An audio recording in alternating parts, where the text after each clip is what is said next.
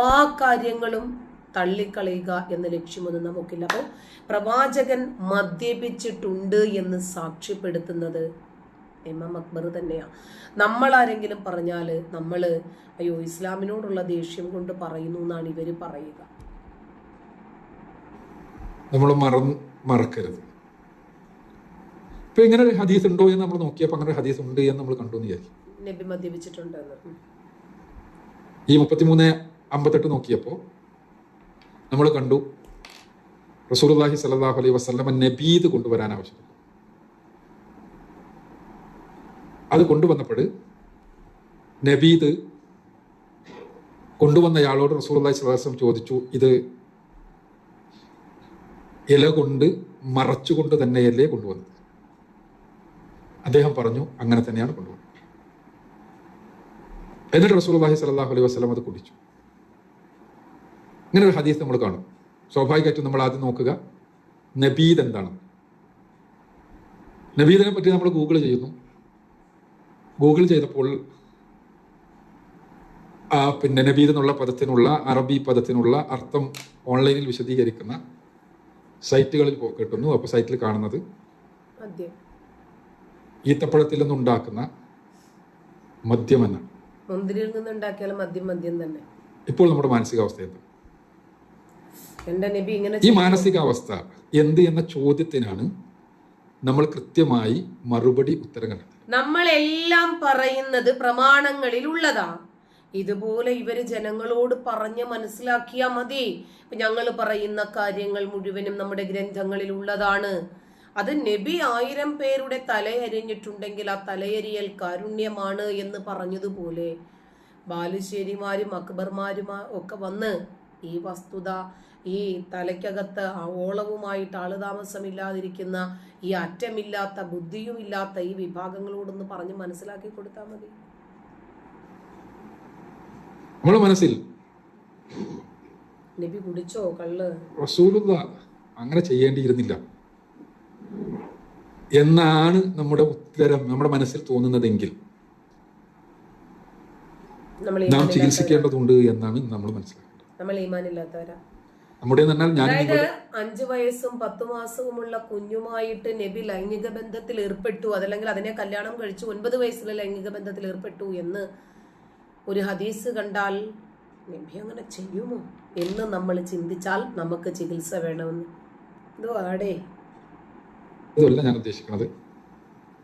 നമ്മുടെ പുതിയ തലമുറയുടെ അല്ലെങ്കിൽ നമ്മുടെ വിദ്യാർത്ഥികളുടെ, നമ്മുടെ യുവാക്കളുടെ, അതേസമയം നമ്മുടെ മനസ്സിൽ ഉണ്ടാകുന്നത് എന്ത് തന്നെ നമ്മുടെ മുന്നിൽ ഇങ്ങനെയെല്ലാമാണ് കാണുന്നതെങ്കിലും റസൂലുള്ളാഹി സ്വല്ലല്ലാഹു അലൈഹി വസല്ലം കാര്യം ചെയ്തിട്ടുണ്ടോ എങ്കിൽ അത് ശരിയായിരിക്കും എന്ന ഉത്തരമാണെങ്കിൽ, അല്ലെങ്കിൽ ആ ഉത്തരമാണ് കള്ളാണെങ്കിലും കൊള്ളയാണെങ്കിലും കള്ളുകൂടിയാണെങ്കിലും നബി അത് ചെയ്തോ, നബി ചെയ്തെങ്കിൽ അത് ശരിയാണെന്ന് അങ്ങോട്ട് വിശ്വസിക്കാം. നല്ല മതം ഇസ്ലാം നമ്മിൽ നിന്ന് പ്രതീക്ഷിക്കുന്നത്. എന്താണ് നബിയുമായിട്ട് ബന്ധപ്പെട്ട ഹദീസ്? ആ ബന്ധപ്പെട്ട ഹദീസ് കാണുമ്പോൾ അല്ലെങ്കിൽ പിന്നെ ഇത് കേൾക്കുമ്പോൾ നമ്മൾ പരിശോധിക്കുമ്പോൾ നമ്മുടെ മനസ്സിൽ ഉണ്ടാകേണ്ടത് ഞാൻ സൂചിപ്പിച്ചതുപോലെ റസൂലുള്ളാഹി സ്വല്ലല്ലാഹു അലൈഹി വസല്ലം ചെയ്തിട്ടുണ്ടോ, ഏതാണെങ്കിലും ഏതൊരു വിമർശനം വരികയാണെങ്കിലും അതിൽ നന്മയെ ഉണ്ടാകൂ എന്ന് ഉറപ്പിച്ചുകൊണ്ട് നിങ്ങൾ അന്വേഷിച്ച് നോക്കുക. അള്ളാഹു നമുക്ക് ഉത്തരം തുറന്നു തരുന്നത് കാണാൻ. അതേസമയം 2-3 പ്രതികരണങ്ങൾ ഉണ്ടാകാം. ഒന്ന്, ചിലപ്പോൾ നമ്മൾ ഹദീസുകൾക്കെതിരെ ഒരുപാട് കേൾക്കുന്നതാണ്. അപ്പോൾ നമ്മൾ ചിലപ്പോൾ ആദ്യം തന്നെ ഹദീസ് അല്ലെങ്കിൽ തന്നെ പ്രശ്നമാണ്. ഇനി മുസ്ലിമിലാണ് എന്ന് പറയുമ്പോൾ അത് സഹീഹാകാൻ സാധ്യത, എന്നാലും മുസ്ലിമിലും കുറെ എല്ലാം ലൈഫ് ഉണ്ടല്ലോ, അതുകൊണ്ട് ഇത് അങ്ങോട്ട് തട്ടാം എന്നുള്ളൊരു മാനസികാവസ്ഥയാണെങ്കിൽ അതൊരു എളുപ്പമുള്ള പണിയും. പക്ഷെ ആ പണി കൊണ്ട് ഈ രംഗത്ത് നമുക്ക് രക്ഷപ്പെടാൻ പറ്റില്ല എന്ന് മാത്രമല്ല, ഇസ്ലാമിക ശരീഅത്ത് ഇൻഷാല്ലാഹ് ഉച്ചയ്ക്ക് ശേഷം ചർച്ച നടക്കുന്ന വിഷയം അതാണ് നാം മനസ്സിലാക്കുന്നത്. ശരീഅത്തിന്റെ അടിത്തറകളെ തന്നെ നമുക്ക് നിഷേധിക്കേണ്ട അവസ്ഥ വരികയും. ഇവിടെ ഞാൻ പറഞ്ഞ അതായത് ചുരുക്കത്തിൽ ഇദ്ദേഹം കാര്യങ്ങളൊന്നും സംസാരിക്കില്ല കേട്ടോ, ചുമ്മാ മനുഷ്യന്റെ സമയം കളയും. അതായത് നബി അത് ചെയ്തിട്ടുണ്ടെങ്കിൽ, അങ്ങനെ ഒരു ഹദീസാണ് നമ്മൾ കാണുന്നതെങ്കിൽ നബി ചെയ്തത് ശരിയാണ് എന്ന് നമ്മൾ അങ്ങോട്ട് വിശ്വസിക്കുക. വേറെ വഴിയൊന്നുമില്ല. അയ്യോ എന്നാലും നബി അത് ചെയ്തിരിക്കുമോ എന്ന് നമ്മൾ ചിന്തിച്ചാൽ നമ്മളെ ചികിത്സിക്കണമെന്നാണ് നമ്മുടെ അക്ബർ അണ്ണൻ പറയുന്നത്. ഇനിയും മദ്യപാനം അത്ര സുഖമുള്ള ഏർപ്പാടാണോ? ഇവര് പറയുന്നുണ്ട് ഇവർക്ക് കുഴപ്പമൊന്നുമില്ല. അടുത്ത സമുദ്രത്തിലേക്ക് അങ്ങ് തുപ്പിയാൽ സമുദ്രത്തിലെ ജലം മുഴുവൻ മധുരമുള്ളതായി തീരുന്നതാണ്. ഹൂറികളെ തുപ്പിയാല് ഈ ഹൂറികളെയും സ്വർഗവും സ്വർഗത്തിൽ ലഭിക്കുന്ന മധുര കള്ളും അവിടെ ലഭിക്കുന്ന ആനന്ദവും അനുഭൂതിയും പറഞ്ഞു പറഞ്ഞു പറഞ്ഞ് മനുഷ്യന്മാരെ കൊലയ്ക്കു കൊടുക്കലല്ലേ ഇവരിത്രയും കാലവും ചെയ്തുകൊണ്ടിരുന്നത്. ഇപ്പോഴും ഇവരിത് ും ഭൂമിയിലെ ഒരു സമുദ്രത്തിലേക്ക് അങ്ങ് തുപ്പിയാൽ സമുദ്രത്തിലെ ജലം മുഴുവൻ മധുരമുള്ളതായി തീരുന്നതാണ്. ഭൂമിയിലെ സമുദ്രത്തിലേക്ക് ഒരു ഹൂർലീന് തുപ്പിയാല് പിന്നെ ആ വെള്ളമൊക്കെ മധുരിക്കുന്ന. അപ്പൊ എന്തായിരിക്കും ആ വായുടെ ഒക്കെ ഒരു വാസന. ഹൂർലി എന്ത് ചെയ്യാനാ? അതായത് ഒന്നും പറയാനില്ല ഇവരോട്. ഇനിയിപ്പോ ശരീരം മുഴുവനും സ്ഫോടക വസ്തുക്കൾ വെച്ച് പൊട്ടിത്തെറിക്കുമ്പോൾ ഇരുമ്പ് നിക്കറിട്ടാൽ കല്യാണ സാധനത്തിന് മാത്രം ഒരു കേടുമില്ല എന്ന് വിശ്വസിക്കുന്ന ഈ കൂട്ടർക്ക് പ്രവാചകൻ മദ്യപിച്ചു എന്നൊരു ഹദീസ് കിട്ടിയാൽ ഇല്ല, എൻ്റെ പ്രവാചകൻ മദ്യപിക്കില്ല എന്നല്ല മനസ്സിലാക്കേണ്ടത്. ചിലപ്പോൾ കുടിച്ചാണ് നബി കള്ളു കുടിച്ചിട്ടുണ്ടെങ്കിൽ അത് ശരിയാണെന്ന്. നബിക്ക് കുടിക്കാമല്ലോ, എന്താ നബിക്ക് കള്ളു കുടിച്ച പ്രശ്നം? നബിക്ക് അതൊക്കെ ചെയ്യാം, നബി ചെയ്യുന്നത് കൊണ്ട് മാത്രം.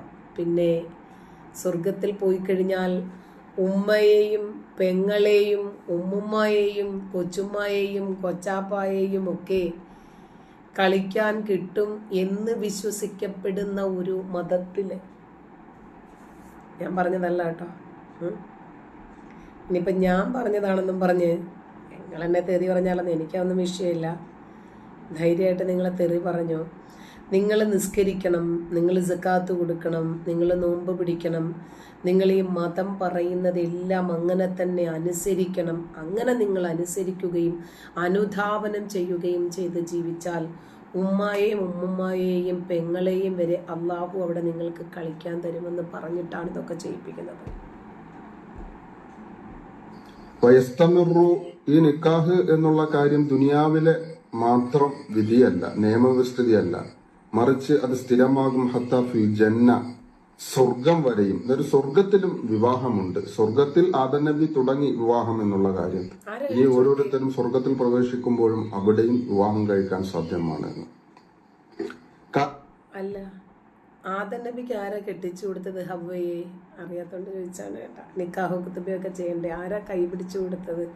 എന്തുമായിരുന്നു മഹർ? ഞാനേ ഇസ്ലാമിക് ഹിസ്റ്ററി ഇങ്ങനെ വായിച്ചു വന്നപ്പോൾ ഇവർ കൃഷിക്കാരായിരുന്നു അത്രേ, ആദം നബിയും ഫാമിലി. അപ്പോൾ ആദം നബിയുടെ മക്കളാണ് ഹാബീലും കാബീലും. ഇവരുടെ ജോലി എന്താണെന്ന് അറിയാമോ? കച്ചവടമായിരുന്നെന്ന്. അല്ല, ഇത് ആരിതൊക്കെ ഒന്ന് വാങ്ങിച്ചുകൊണ്ട് പോകുന്നത് പൈസ കൊടുത്തിട്ട്? പാപ്പായും മക്കളും മാത്രമല്ലേ ഉള്ളൂ. അയ്യോ.